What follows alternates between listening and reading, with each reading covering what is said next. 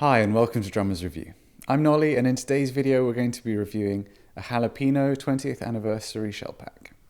Jalapeno drums consists of just one man, David Nuttall, who's been custom building drums in Lancashire, UK since 1998. And interestingly, David does things a little bit differently to most other manufacturers, utilising just one timber, birch, along with his unique solid brass lugs which are attached as directly to the shell as possible, in order to maximise the energy transfer between the hardware and the shell. Now this runs contrary to what most other manufacturers try to do by trying to minimise and isolate any kind of resonance travelling between the shell and the hardware. This 20th anniversary shell pack is based on Jalapeno's traditional shell design, which uses both vertical and horizontal grain orientations to achieve a more rounded tone than his other designs, which tend to only use vertical grain. The sizes are 20 by 14, 12 by 8 and 14 by 14 for the kick and toms, while the snare is a 14 by 5. Now the shells for the snare and toms are 9 ply, 4.5mm thick, while the bass drum has a few additional plies. It's a 12 ply and is 6mm thick. All of the drummers feature reinforcement rings and have an outer ply of 10-year-old Mesa birch and an inlaid Kingswood stripe. This exact kit is available from Jalapeno drums for £2,495, but before we go any further, let's check out a few more playing examples.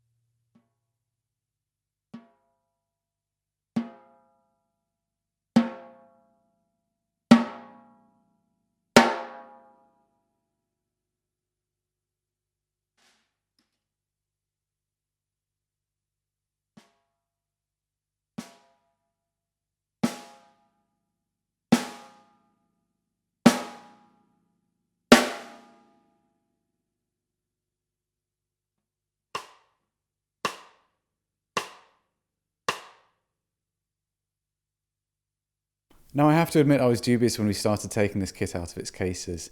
The slightly dated looking logos and the furniture style oil finish doesn't exactly have the kind of sleek, modern branded appearance of some of the high-end custom kits that we've seen on this channel.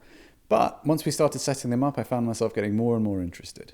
It's quite a diminutive, understated looking kit, although aesthetically that Mesa birch outer ply is really quite eye-catching and the inlaid Kingswood stripe is a nice touch. The solid brass lugs sit somewhere, I guess, between like antique and nautical in look, while those square badges need to be seen from quite close up to be able to read what they say. They've got quite a lot of information about them and state that these are a 20th anniversary kit. We've seen circular badges on other Jalapeno kits, and I have to say, if anything, we probably found those a little bit more eye-catching. Another unique aspect about the look of this kit is that bass drum mounted ride cymbal mount, which certainly declutters the look a little bit, although it's slightly kind of quirky in appearance. In terms of heads, the toms have Aquarian texture-coated batter heads over Shaw drumline smooth white resonant heads. From there we have all Aquarians, with the snare having another texture-coated batter head over a classic clear resonant side, and finally the bass drum having a coated Force 1 batter head and unported regular resonant side. Speaking of which, the bass drum has a ton more depth than we've come to expect from a 20-inch drum. Aside from an extended low frequency response and strong fundamental, this drum's got a really gutsy punch to it, and that often troublesome lower mid area is impressively clear here. The toms follow on in the same theme with a kind of plummy note, impressive projection, and a very pure tone that carries through the full sustain of the drum. Though there are some overtones present, they seem less distracting and more harmonious than we're used to. And given that there's only a 2-inch diameter difference between the two toms, we were impressed with how much separation they had. The snare is a ferociously loud drum with a kind of cut that we're used to experiencing only in metal shelled drums. Now, unlike the rest of the drums, the snare has die-cast hoops, and these certainly seem to contribute to the incredibly loud volume and focused nature of this drum. Again, the overtones are present, but not overbearing. The wire response is very crisp and direct, and there's just a solidity of tone at all dynamic levels which belies the 5-inch depth. As a whole, this is really quite a remarkable sounding set of drums. Across the board, there's just a general unified tone in the deep resonance, consistent projection, and great sound across all dynamic levels. The build quality around this kit is solid. If you were to look inside the shells, you don't see quite the level of clean precision that you might be used to on high-end mass-produced kits. But then given the traditional handmade construction, I guess this is to be expected. Importantly though, the drums tune up with even pitches across all the lugs, which indicates that all is good in terms of shell roundness and bearing edges. Hardware-wise, the brass lugs are weighty. They do suffer from a slightly grindy and not smooth action during tuning, but the rest of the hardware is all very heavy-duty pro-level stuff, with that DW tom mount on the undrilled bass drum feeling very sturdy. You've got some very chunky floor tom legs there too. The Gibraltar bass drum mounted ride cymbal mount does wobble a fair bit when it's extended up to full height, but it's genuinely quite a useful, neat, space-saving tool, so it's kind of cool to see it there. We feel like a custom kit like this would appeal primarily to professional drummers for whom sound quality is the ultimate concern. There are loads of custom drum builders out there, some of which who do offer slightly sleeker or more modern looking drums, but Jalapeno seem to have found themselves a bit of a niche in these big sonorous tones that they're able to achieve with their unique construction. Given how large these drums sound to for their size, there's a portability factor here. We could see some drummers moving down to slightly smaller sizes than they're used to playing and not sacrificing anything in tone. Personally, I find it really satisfying that Jalapeno has spent 20 years doing things their own way and they've managed to generate such a fantastic sound on their own terms.